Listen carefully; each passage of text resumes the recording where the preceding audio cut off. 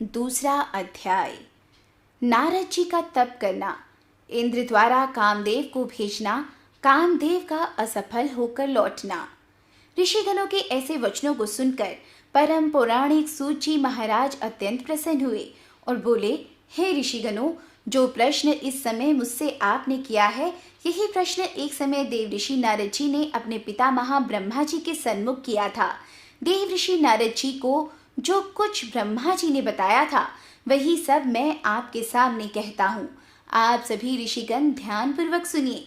हे ब्राह्मण देवताओं, बहुत समय पहले एक दिन की बात है कि देव ऋषि नारद जी तप करने के लिए हिमाचल पर्वत जा पहुंचे और गंगा जी के तट पर एक सुंदर स्वच्छ स्थान देखकर दीर्घ तप करने के लिए अपना आसन लगाया।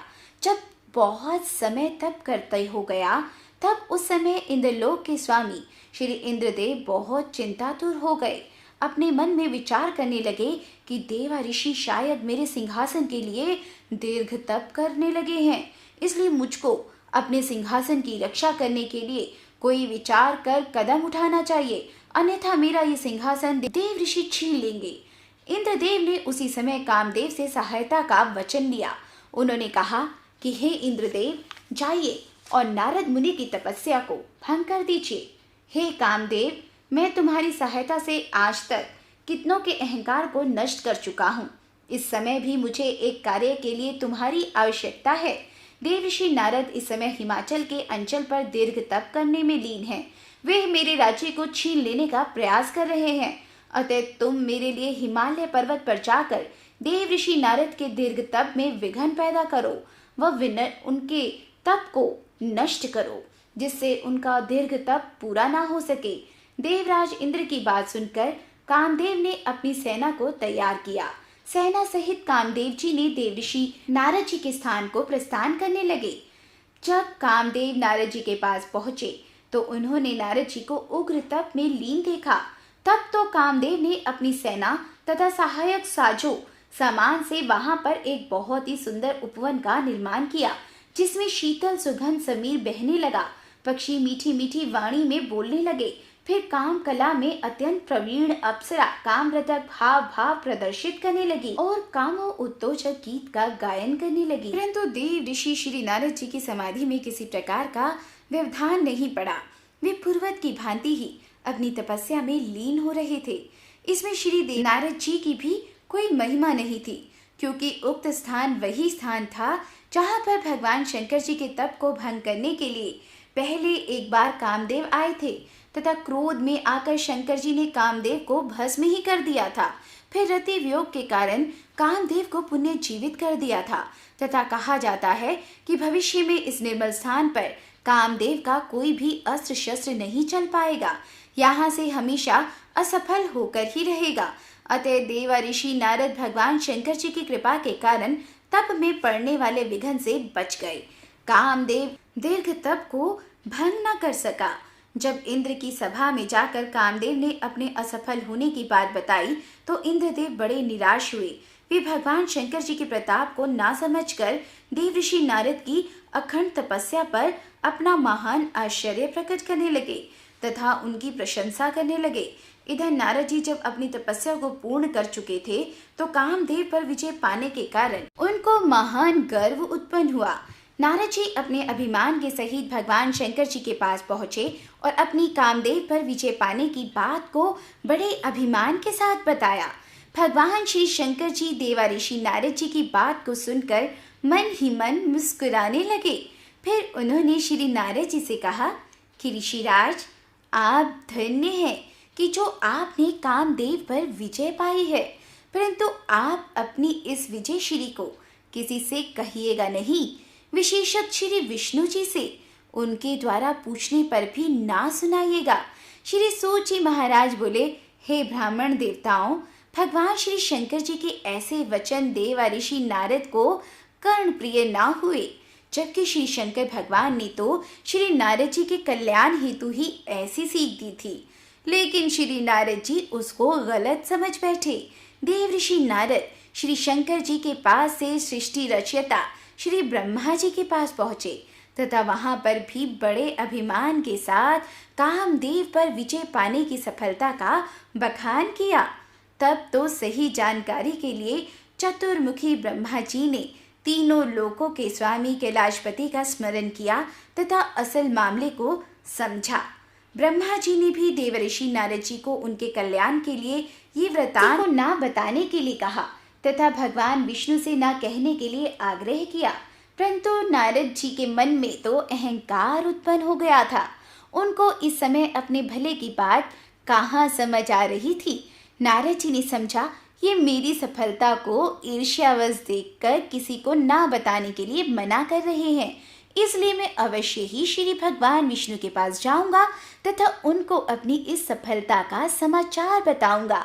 नारद जी ब्रह्मा जी के पास से चलकर क्षीर सागर में पहुंचे, जहां लक्ष्मी जी के साथ भगवान विष्णु शयन कर रहे थे तथा अपनी कामदेव पर सफलता प्राप्त करने के समाचार को गर्व सहित बतलाया। देव ऋषि नारद के समाचार को सुनकर भगवान विष्णु मन ही मन मुस्कुराते हुए विचार करने लगे कि देव ऋषि नारद जी को अहंकार उत्पन्न हो गया है। भगवान शंकर जी ने अपनी योग माया के वशीभूत होकर देव ऋषि नारद का अहंकार दूर करने के लिए मेरे पास भेज दिया है, इसलिए इनके अहंकार का निवारण करना चाहिए। भगवान विष्णु ने नारद मुनि से कहा, हे मुनिराज, आप तो ब्रह्मचारी हैं, ज्ञानी है, भला कामदेव आपका क्या अहित कर सकता है। श्री विष्णु भगवान की बात को सुनकर नारद जी बोले, प्रभु ये सब आपकी ही कृपा का प्रसाद है। इतना कहकर श्री मुनिराज नारद जी वहां से प्रस्थान करने लगे। उसी समय भगवान विष्णु ने अपनी योग माया द्वारा मुनि नारद के मार्ग पर एक सुंदर नगर की रचना की। उस नगर के राजा का नाम शीलनिधि था।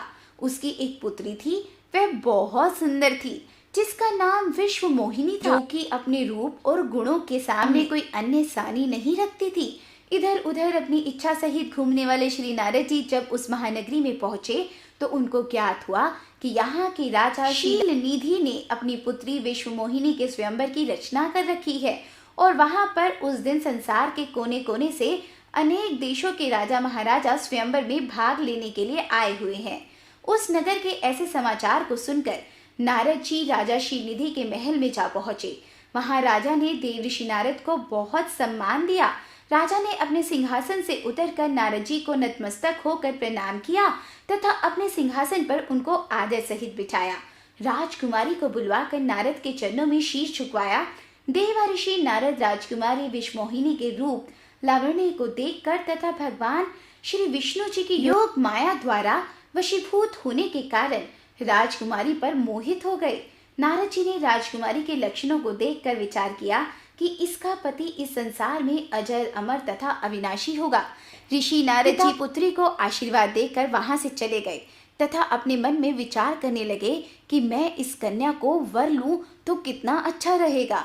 अतः ऐसा विचार कर नारद जी उस समय भगवान विष्णु का ध्यान किया तो भगवान विष्णु वहां प्रकट हो गए तथा देव ऋषि नारद के मन को समझकर बोले, हे ऋषिवर, मैं आपके हृदय की बात को भली भांति जानता हूँ। आप किसी प्रकार की चिंता न करें। आप स्वयंवर में पधारे। जिस प्रकार एक उत्तम वेद रोगी के रोग को देखकर उसका निदान करता है, ऐसे ही मैं करूँगा जिससे आपका हित हो। इतना कहकर भगवान विष्णु अंतर्ध्यान हो गए। भगवान विष्णु की बात का सार समझने में नारद जी असमर्थ रहे। भगवत इच्छा के वशीभूत श्री नारद जी का समस्त शरीर तो भगवान विष्णु के स्वरूप जैसा बन गया, परंतु श्रीमुख बंदर का बन गया। देवर्षि नारद जी इस भेद से अनभिज्ञ रहे। तब नारद जी स्वयंवर के स्थान पर पहुंचकर वहां बैठ समस्त महाराजाओं के मध्य में आकर बैठ गए। नारद जी को अपने मन में पूर्ण विश्वास था कि मेरा स्वरूप विष्णु स्वरूप होने के कारण विश्व मोहिनी मेरे ही गले में वरमाला आरोहण करेगी। अब भगवान विष्णु जी को देखिए कि उन्होंने नारद जी को बानर का रूप दे दिया था। उसे केवल राजकुमारी ही देख सकती थी, बाकी सब लोगों को उनका वास्तविक स्वरूप ही दिखाई देता था। जिस समय विश्व मोहिनी ने जयमाला लिए हुए पंडाल में प्रवेश किया तो वे राजकुमारी को देखकर बार बार उठकर राजकुमारी को अपनी ओर आकर्षित करने की चेष्टा कर रहे थे। उनके ऐसे कृत्य को देखकर वहां पर उपस्थित 2 शिवदूत उन पर हंसने लगे, परंतु नारद जी ने उनकी ओर कोई ध्यान नहीं दिया था, क्योंकि वे उस समय काम के वशीभूत थे। उसी समय राजकुमारी जब नारद जी के समीप होकर जाने लगी, तो नारद जी को कुचेष्टा तथा उनका बंदर का चेहरा देखकर राजकुमारी घृणा से भर गई और आगे जाने लगी। उसी समय भगवान विष्णु वहां पर आए और राजकन्या ने भगवान विष्णु को जयमाला पहना दी। इस दृश्य को देखकर नारद जी अपने हृदय में अत्यंत दुख का अनुभव करने लगे। शिव के गण कहने लगे कि वाह वाह, राजकन्या इनको वरमाला पहनाएगी। पहले दर्पण में जाकर अपना श्रीमुख तो देखो। तीसरे अध्याय में हम पढ़ेंगे नारद जी का अपना वानर रूप देखकर क्रोधित होना। तीसरे अध्याय को सुनने के लिए जुड़े रहिए दिव्य दृष्टि एक अद्भुत सोच के साथ। सब्सक्राइब कर लीजिए हमारे चैनल को और बेल आइकन प्रेस करना बिल्कुल मत भूलिएगा, ताकि हमारे हर एक न्यू वीडियो का अपडेशन आप तक पहुंच जाए। शिव भक्तजन से मेरा अनुरोध है कि कमेंट बॉक्स में ओम नमः शिवाय ज़रूर लिखिएगा, ताकि आपको और मुझे, हम दोनों को ही शिव नाम का पुण्य प्राप्त हो। ओम नमः शिवाय।